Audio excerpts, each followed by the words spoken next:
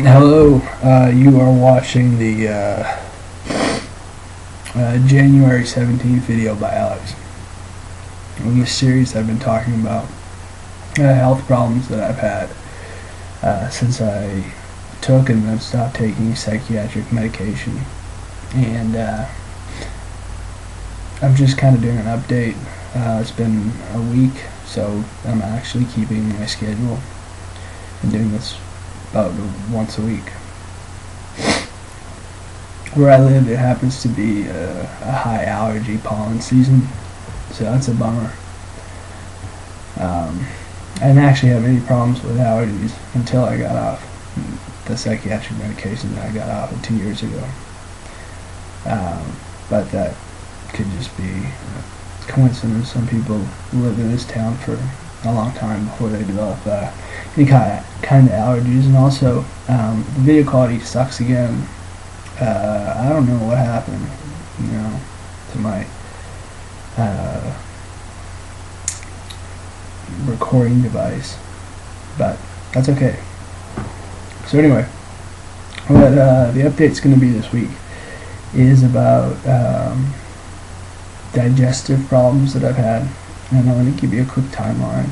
So when I stopped taking my last round of medication, I'd been on a lot, a couple dozen, but when I was my last batch, I was just taking Effexor, which is an antidepressant, and Risperdal, which is a atypical antipsychotic. And anyway, so I'm taking those two, and I stopped taking them. I had a doctor at the time who advised me to keep taking them, that things would go horribly wrong if I stopped. And also that I wanted to stop, I more or less could. He gave me actually a schedule. And when I followed it, I had a horrible withdrawal. I don't know if there's a better word for it. But after all those years not being medicated heavily, it seemed that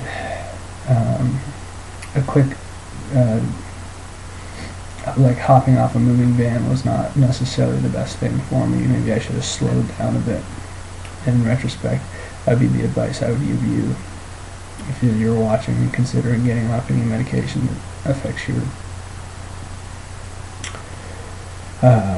central nervous system. So, when I got off at first, things were really horrific with a lot of the withdrawal symptoms you hear about on the internet, like insomnia and anxiety. And I had anxiety before, but it was a whole nother nature, and all sorts of issues with other kinds of dysfunction, stuff like that. One thing that happened is I became super hypersensitive to foods and supplements, coffee, stuff like that. Though I'm actually drinking some coffee tonight. It's really late, and I'm experimenting a little bit, and you'll find out why that is on this video. So after about 3 months of being in a horrible state, my doctor recommended I go on benzo, which I'd been on before, Klonopin, and I went on that, and a lot of the anxiety symptoms and insomnia and stuff like that sort of abated for a while. Actually, almost totally, but I still knew something wasn't right, as far as like I hadn't gotten back to the way I was before, because I was still super sensitive. So, but the next maybe 6 months went really pretty well. I had a few interactions that I couldn't find any history or like any evidence of any other cases of people having adverse reactions to this type of stuff, like just simple vitamin supplements and foods, stuff like that, really, or over-the-counter medications that were largely harmless that I'd taken in the past. In January of 2011, I went on a trip with my dad that I didn't really want to go on, and I passed up the job interview to go on the trip, and it was really pretty frustrating. My dad's health was paid for a lot of my medical bills, and I felt sort of obligated, trapped to go on this trip.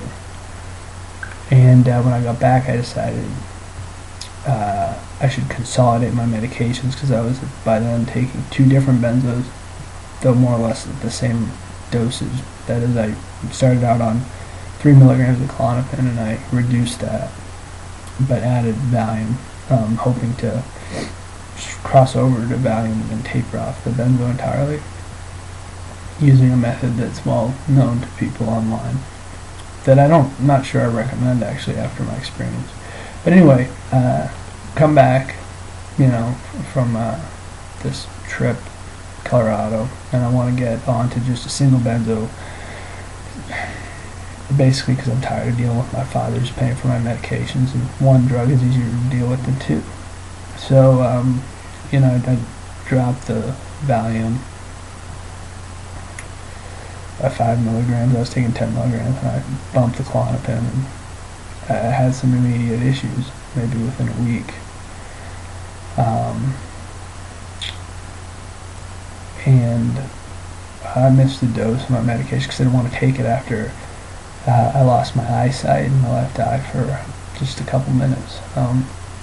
Something that happens to me on occasion. It had happened once before, and my blood pressure, like in the next few months, was very low. But actually,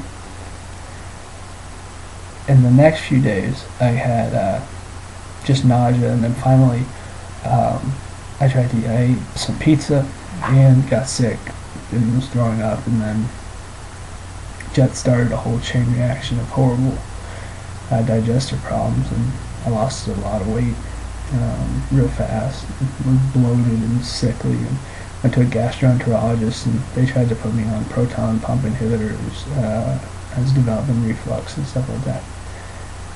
But I was still so hypersensitive, I couldn't take any medication really for it. And so they put me on a different kind of diet, because they couldn't quite figure out why I should be having these symptoms. I thought maybe it was a motility issue. They didn't want to put me on, other than take like Reglan or something like that. But so what my gastroenterologist recommended was a diet that was basically like a white flour diet, like a low fiber diet with a lot of like mashed potatoes and pancakes, stuff like that. For people who've had colon surgery and things like that, real low fiber, hopefully to just let things flow through the channel. It didn't work at all. It made things a lot worse, and then I started to have a lot of complications with my speaking voice. And so then I'd go back to the doctor, and they'd give me the the proton pump inhibitor or whatever, and I tried the first one, and I had a bad reaction. I'd take it, and I'd pass out, more or less. But I literally, I would take it and run to a soft spot so I could collapse there rather than hit my head on the hard surface. And then actually, I made it 5 days taking Nexium or something before. I wasn't just passing out, but then I'd wake up and just weep, and it was horrible. So I tried it again a couple months later, when I'd been doing this low fiber diet, and the reaction this time was, it just caused me a lot of pain in my bones and my joints, particularly like my hips and my wrists and stuff like that. And so and then I tried another proton pump inhibitor,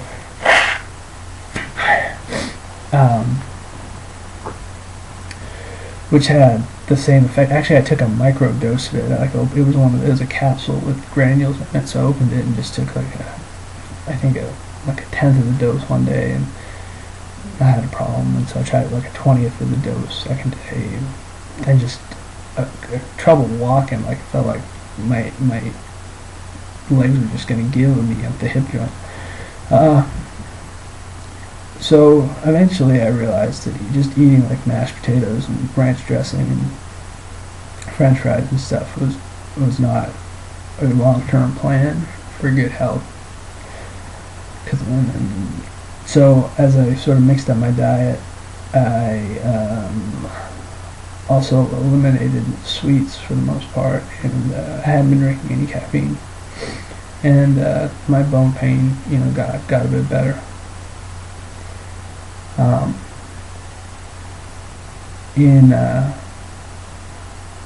But I still had a lot of reflux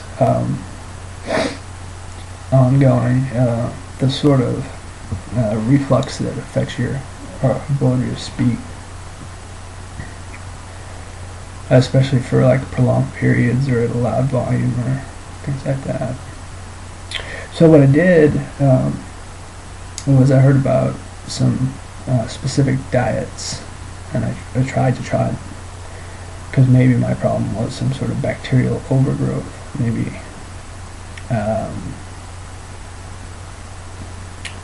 the problem I have with the diets is as I would start them, I would be super sensitive. They're heavy on like stocks, broths made from bones or meat. But with my nervous system, they would be super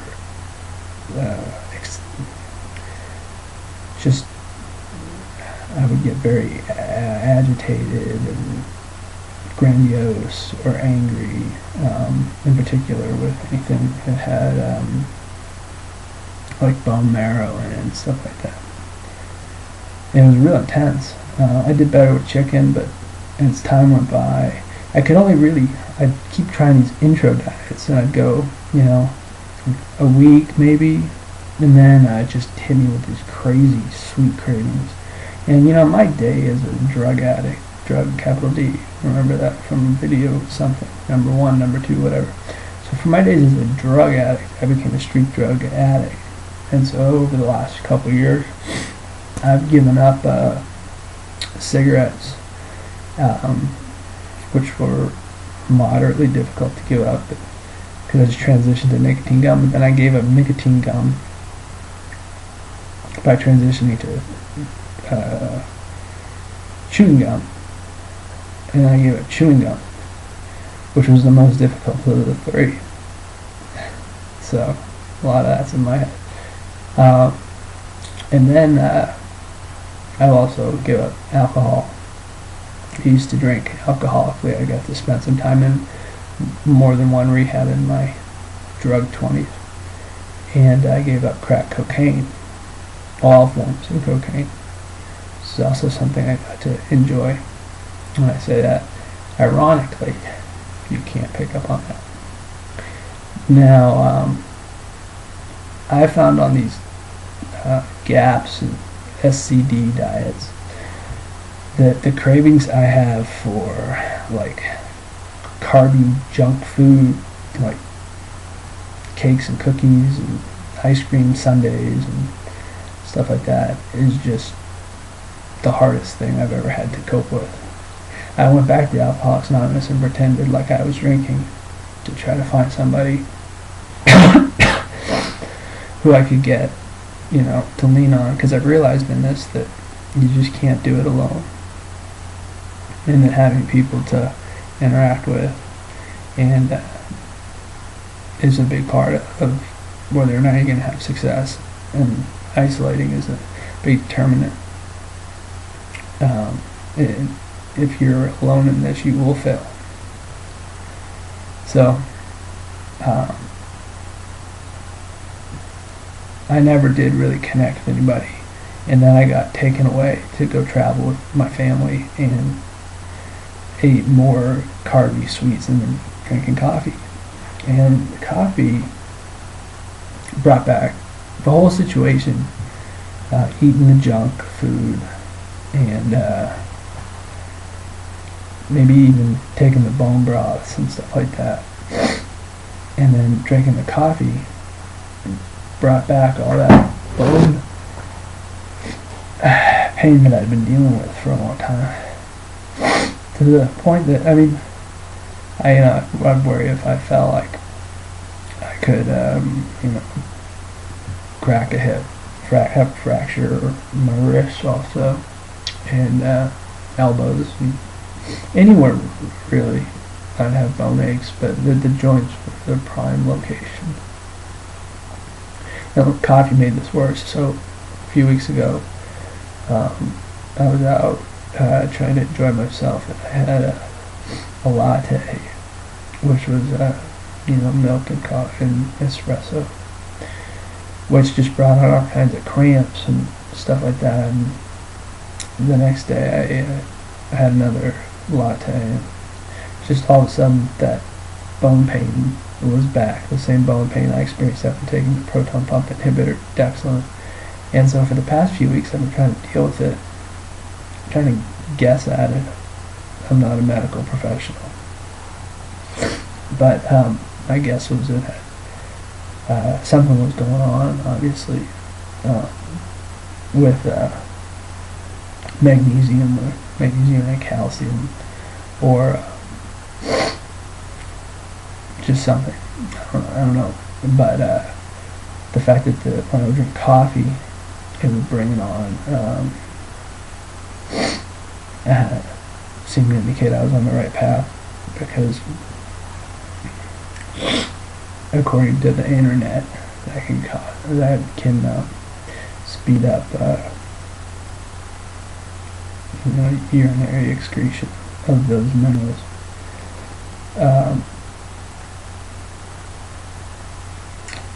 In any event,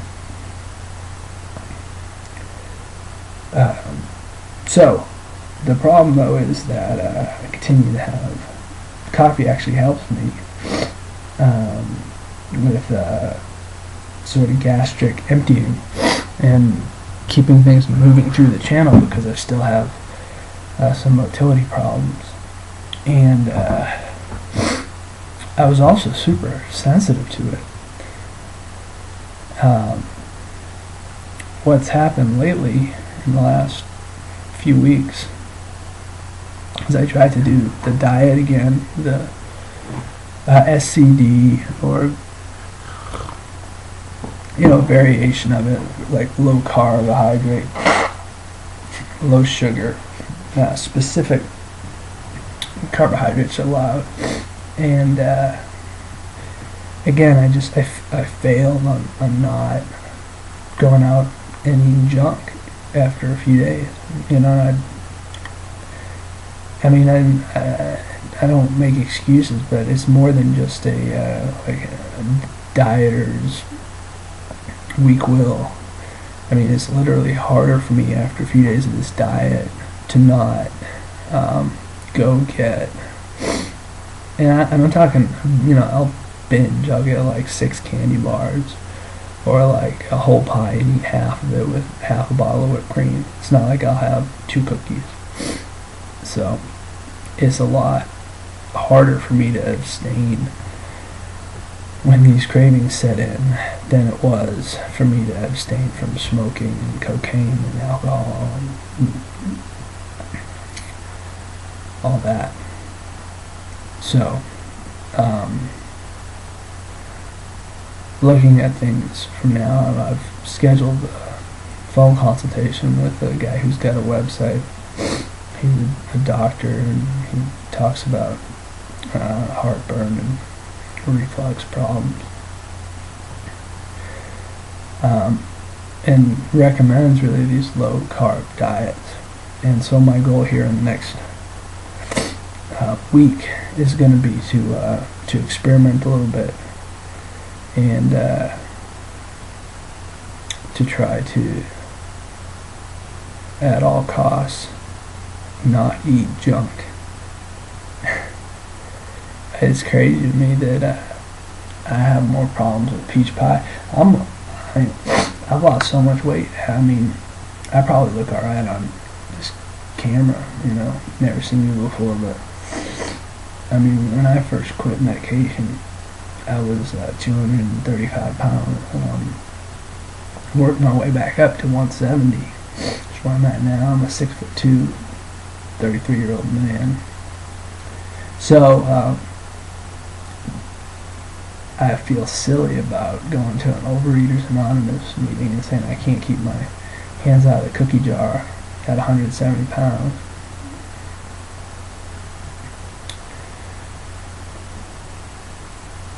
So,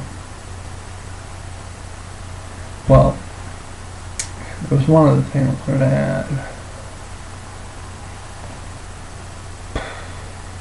But, oh yeah, well, the last thing I wanted to mention is, so in this last little stretch, this last week, a lot of the sensitivities that I've had have been a bit different. And I'm not quite sure why that is. Certainly there have been other things I've been trying. But like it used to be, I could have some caffeine, but I take it as an Americano, and I take it like, you know, maybe a quarter of what the coffee house would usually dose into, let's say 20 ounces of water, and then I'd drink as much of it, and then I would be so stimulated on it I would be unsafe to drive. Lately, when I make bone broths and things like that, my sensitivity has changed. Rather than getting all agitated and tend to get more disoriented, my strong sensitivity to magnesium seems so much more muted, though it definitely interacts with my medication. It slows me down a bit, at least memory function certainly. I've also been lucky enough to, you know, talk to people online who've gone through a lot of what I've gone through and gotten their take on it. But I'm not a super unique case, but the fact that I've been on so many medications and a lot of people aren't sensitive to the degree that I am, and now my sensitivities have changed a bit this last couple weeks, and I think it's probably has a lot to do with just eating junk, but it could be something a little more complicated than that. Excuse me. The only reason this is an issue, I guess, is that while it's not ideal to have these exponentially greater reactions to a normal dose of anything, the one thing is they were predictable, more or less, and so I could use them, you know, to sort of counter symptoms, you know, of anxiety or lethargy or anything, because I knew, well, you know, a tiny amount of sardines or a tiny amount of caffeine or a tiny amount of B12 will do whatever to me. Something so profound that most people just don't believe me that it's happening. They don't believe it's possible. And so anyway, this week the challenge has been, besides the bone pain and all that, and trying to, without being a medical professional, and without having all the time and focus to, and expertise to really distill everybody's theory into, through the, you know, the lens of reality or just truth, and because I just don't know. I mean, some complicated theory on a million different things relating to the specifics of physiology and cell biology and all this stuff is not my area of expertise, and I've lost so much time being on drugs. I really don't want to make it my area of expertise any more than I have to.